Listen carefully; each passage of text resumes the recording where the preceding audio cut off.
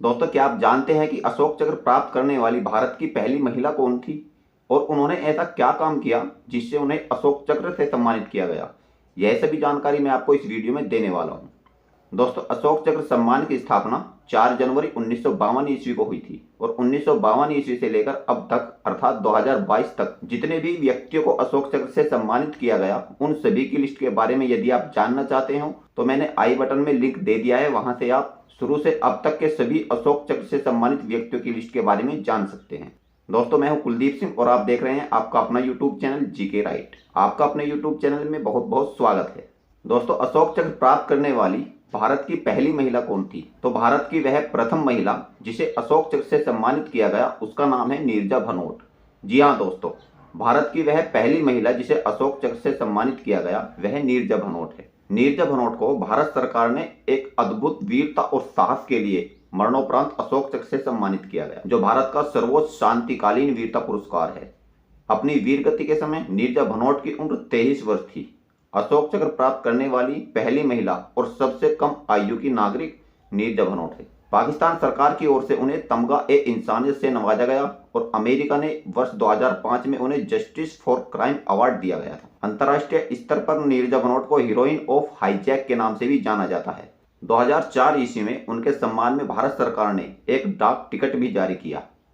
तो चलिए सबसे पहले हम उनके जीवन के बारे में जान लेते हैं। नीरजा भनोट का जन्म 7 सितंबर 1963 ईस्वी को भारत के चंडीगढ़ राज्य में हुआ था और उनके पिता का नाम हरीश भनोट और मां का नाम रमा भनोट है। इनके पिता मुंबई में पत्रकारिता के क्षेत्र में कार्यरत थे और नीरजा भनोट की प्रारंभिक शिक्षा भारत के चंडीगढ़ राज्य के second heart senior secondary school में हुई थी। इसके पश्चात उनकी शिक्षा मुंबई के स्कॉटिश स्कूल और सेंट जेवियर्स कॉलेज में हुई थी। इनके विवाह की बात करें तो इनका विवाह 1985 ईस्वी में हुआ था और वे पति के साथ खाड़ी देश में चली गई थी। लेकिन कुछ दिनों के बाद दहेज के दबाव को लेकर इस रिश्ते में खटास आई और विवाह के 2 महीने बाद ही नीरजा भनोट वापस मुंबई आ गई। इसके बाद उन्होंने पैन एम में विमान परिचारिका की नौकरी के लिए आवेदन किया और चुने जाने के बाद मियामी में ट्रेनिंग के बाद वापस लौटी।